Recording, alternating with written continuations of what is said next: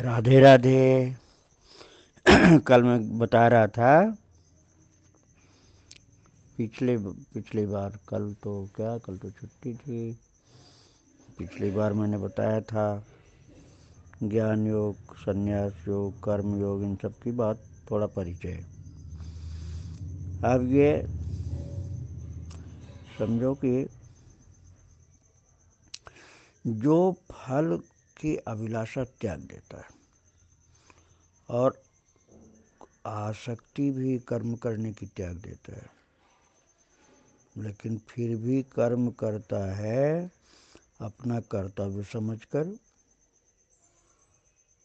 साधक भगवान की आज्ञा मानकर करता है और तुम तो भगवान ही हो, तो तुम अपना कर्तव्य समझ के करते हो।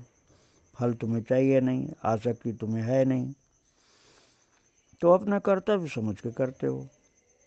उसी को कर्मयोग कहा जाता है। और ये कर्मयोग जो होता है, मनुष्य यदि करता है तो उसको निष्काम कर्मयोग कहते हैं। और ठाकुर जी तो करते ही रहते हैं, इसलिए कर्मयोग उनके लिए है। और वास्तव में कर्म किए बिना कोई रह भी नहीं सकता। नहीं अच्छा कर्म करेगा तो खराब कर्म करेगा, इसलिए कर्म करना ही चाहिए। तो कौन सा करना चाहिए? अच्छा कर्म करना चाहिए। क्योंकि कोई अच्छा कर्म करना यदि बंद कर दिया तो उसके द्वारा आलस्य और अकर्मण्यता का कर्म शुरू हो जाएगा, निठल्लेपने का कार्य करने लग जाएगा। तो इससे अच्छा है कि अच्छे कर्म में लगा रहे।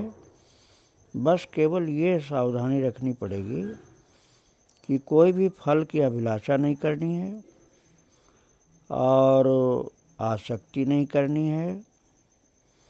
बस इसी से ही कर्मयोग सिद्ध हो जाता है। और जब कर्मयोग सिद्ध हो जाता है तो उसी को कर्मयोगी कहा जाता है। यदि मनुष्य करता है तो उसको निष्काम कर्मयोगी कहा जाता है। और यदि वो भगवान करते हैं तो उनको कर्मयोगी कहा जाता है।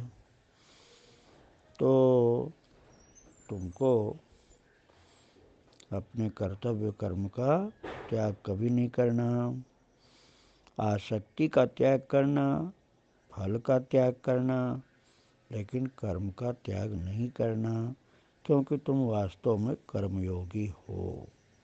श्री राधे राधे।